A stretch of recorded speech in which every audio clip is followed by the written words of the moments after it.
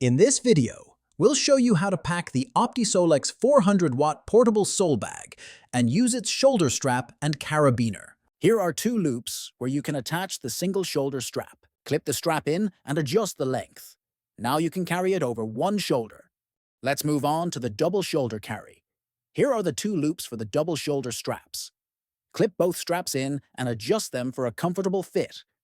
Now you can carry it on both shoulders. Now let's see how to adjust the length of the strap. Let's see how to split the 440-watt SolarBag into two 220-watt units by pulling the zipper. Pack away the left 220 watts. And then, pack away the right 200 watts. Pack away the right 220 watts and secure it with Velcro. Here are both 220-watt panels. After splitting, one has a strap for single or double shoulder carry. The other is for carrying by hand.